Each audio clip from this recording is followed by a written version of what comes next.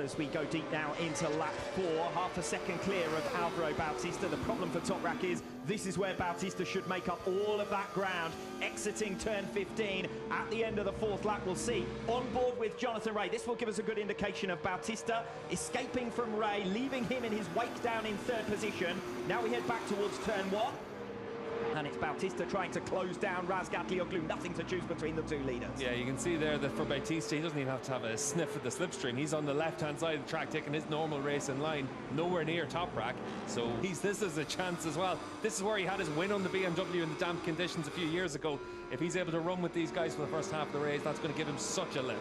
Yes, certainly is, after the injury struggles this season for Michael van der Mark. Just being in the mix with the leaders is a super effort from him. Great job in Superpole. We know the kind of performances that he's been able to put in here in the past. A lap ago, they were almost 4 abreast down in towards turn number 1. They were so bunched up that it was difficult for Álvaro Bautista to cut his way through the traffic. Little bit of a wobble coming off the final turn for Razgatlıoğlu. Once again, Jonathan Rea is up alongside him here. One of the 2023 Pirelli Portuguese round is underway. Pretty level break. Toprak Razgatlıoğlu is going to have the inside line in towards turn number 1. And Razgatlıoğlu leads. He's leapfrogged both of the Kawasaki's in the run down towards turn number 1. The only problem for him is that Bautista too is making progress. He's already up into 3rd place. It was a sluggish start from Jonathan Rea. Now he's clipped the back of Bautista. That's going to cost Jonathan Rea a series of positions here. He is tumbling backwards. Michael van der Mark, the main beneficiary, moves through and up into 4th position. Alex Lowe's attacking the tail of Toprak Razgatlıoğlu, but under heavy braking in towards turn 5, it is Toprak who holds sway. This is Jonathan Rea. He's dropped behind Petrucci all the way down to 7th position then for Rea. So it's now Razgatlıoğlu who leads, from Lowe's in 2nd, Bautista in 3rd, van der Mark 4th position. Super start for him, as well as Remy Gardner ahead of Petrucci, and Jonathan Rea back down to P7. Yeah, really good jump off the line from Lowe's to be able to get through on Jonathan Rea, and then Rea gets pushed down the field into turn 3. Johnny actually did a really good job not to clean Bautista out, because that could have ended in tears for the number 1 as well. We've seen so many times down the years when we had the reverse grid format for the top 9 positions, Jonathan Rea carve his way through the field. Tougher task for him these days, with the Kawasaki not as performing perhaps as it was in the past. What we're seeing again in the early stages of this race, you can see Razgatlıoğlu and Lowe's at the front. They opened up a bit of a gap to Bautista. Van der Mark in the BMW and P4, he closed onto the back of Bautista as well. Álvaro builds himself into these races, but this is the sector where he's had a clear advantage all the way through the weekend. So this is where you will expect to see him use that strength of the Ducati. Alex Lowe's tucked right onto the tail of Toprak Razgatlıoğlu as they come off the final turn at the end of the opening lap. Bit of a wobble from Razgatlıoğlu off that final turn. Look at the surge of pace from the Ducati back in towards turn number 1. But it's Alex Lowe's making his progress on his return from knee surgery, his comeback weekend, and he leads in Portugal. Massive, massive moment there for Remy Gardner from P5. Well, dropping out of P5 now, Jonathan Rea comes through. Yeah, Rea now right on the back of this as well. Good move by Lowe's into turn 1. If you get the high ground, you dictate terms, unless Toprak's really able to break in deep and sweep across the front of you. So good move by Lowe's to get in front into turn 1. 275-metre braking zone. You don't make too many passes on Toprak Razgatlıoğlu in that fashion. That's going to be a postcard moment as far as Alex Lowe's is concerned. He leads on lap 2 of this 20-lap race. A long way to go just yet, but Toprak Razgatlıoğlu now has no bike between himself and Álvaro Bautista. Yeah, Lowe's needs to scamper now if he can, because with Razgatlıoğlu and Bautista, you want them to battle with each other and open up a bit of a gap. Cracking stuff from van der Mark. Superpole was able to put it on the 2nd row of the grid, and now he's able to go with the race leaders. Great to see. Jonathan Rea though through on the inside of Michael van der Mark, despite the Dutchman's stunning early start through into turn 11. We've seen plenty of passes from Rea there. The natural racing line is a wide sweeping one, and Rea takes the tighter line to force his way through. Top 5 though still separated by less than a second. It's really important for van der Mark though to go with them, give yourself the chance of that big point scoring finish. But look at how close it is between the 5.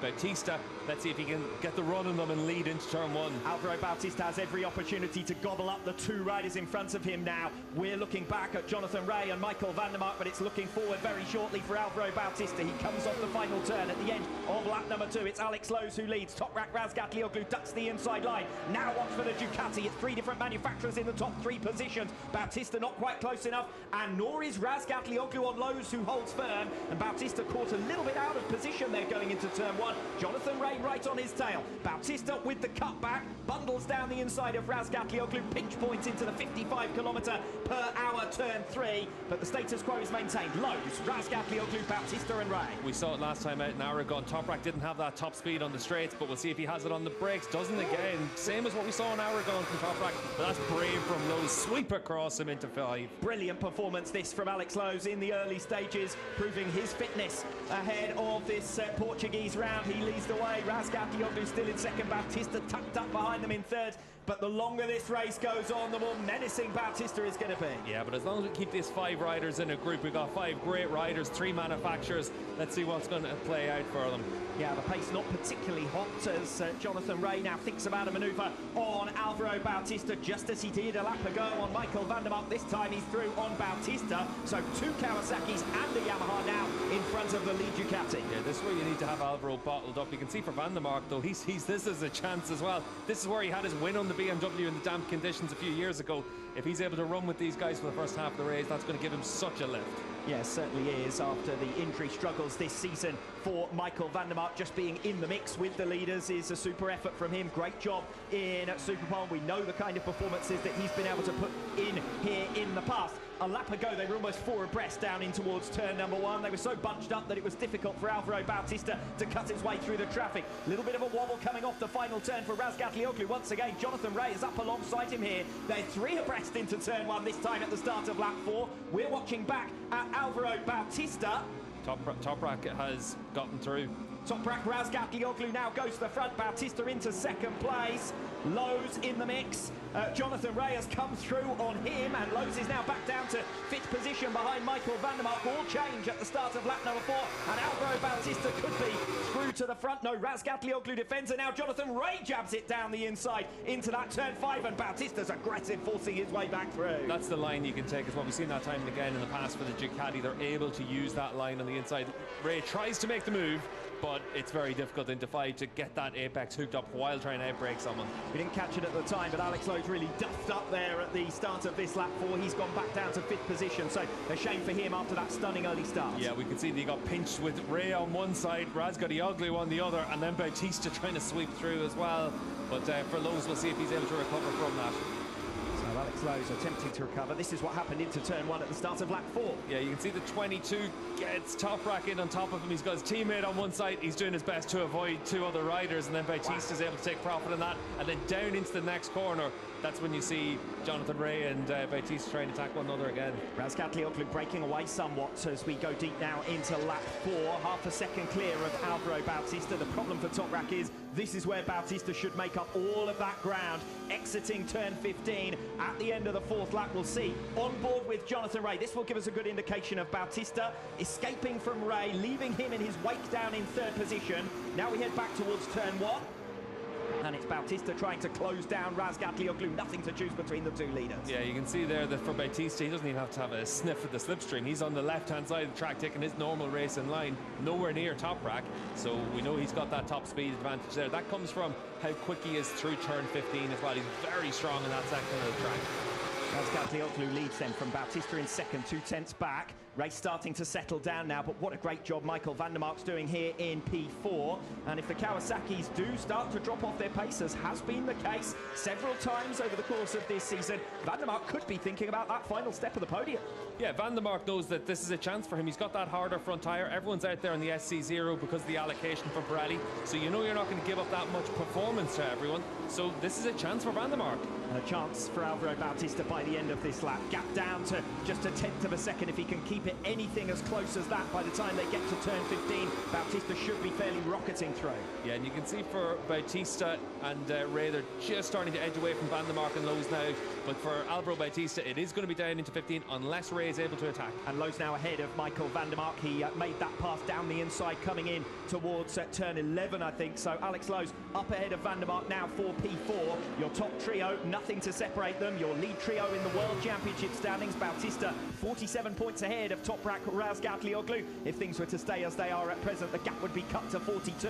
But it's Bautista now who should have the surge of speed coming off the final turn. The surge of speed that's demoralised so many of his rivals. Cuts past Toprak Razgatlıoğlu to lead, and already by the end of lap 5, Bautista is in front. But Razgatlıoğlu will respond. 275-metre braking zone into that first turn, the heaviest braking zone on the circuit. Ideal for Razgatlıoğlu to answer straight back. Yeah, Toprak, as you can see, they're just not going to accept giving up that position. At the end of the day, for Razgatlıoğlu, he needs to back the field up at this stage, because we know that Álvaro in a straight-up fight has that advantage. We saw it last time out in Aragon.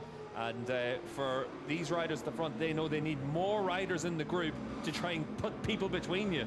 Yeah, that's exactly what Razgatlıoğlu needs. Toprak Razgatlıoğlu needs Jonathan Rea to get through here on Álvaro Bautista. The more bikes he puts between himself and his championship rival, the better, because as the race goes on, Bautista's only going to get stronger. And this is where into turn 10 and 11, we need to see if Rea is able to get close enough to Bautista. Bit of a wobble over the hill for Álvaro Bautista. Does that give an opportunity? Does that give some momentum to Jonathan Rea? Bautista going a little bit more defensive this time around. He knows the attack is going to come from there, from the Kawasaki man. Yeah, and the short straights here give the Ducati that shoot on the way out.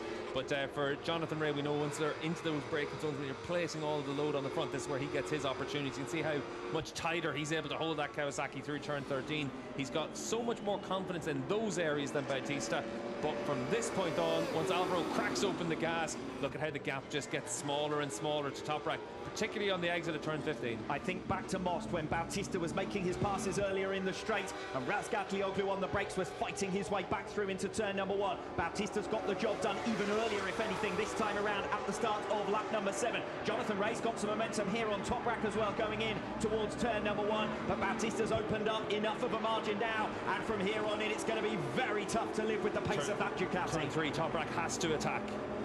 We're watching Andrea Locatelli, 15th position for him as he tries to fight his way through. He's out onto the curbs and passed by Dominic Everton.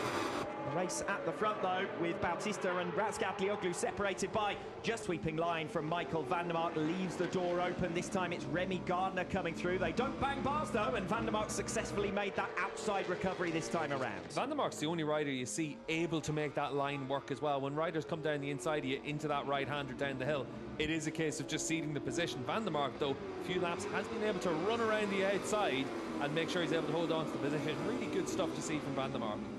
Michael van der Mark riding with some confidence then, but it's Álvaro Bautista breaking clear at the head of the field. 1.9 seconds now his lead to Toprak Razgatlıoğlu. Yeah, and for Bautista, now you're into that final lap. 2 seconds of an advantage. Toprak's got 4.5 seconds at hand on Jonathan Rea, but it's all about this scrap now to see who's going to end up finishing 4th, 5th, 6th and 7th. Can Gardner make the progress to come through? He's been fast all weekend. It's only for that yellow flag infringement in Superpole we didn't get to see him qualify further up. Gardner through on the inside of van der Mark once again for that 6th position. Van der Mark targeting P6 to match his best result of this 2023 season. Will try to respond, but it's Gardner now who has track position. He's the man who has had the momentum, and finally Gardner's got clear of Michael van der Mark. Can van der Mark respond? Has he got clear of van der Mark?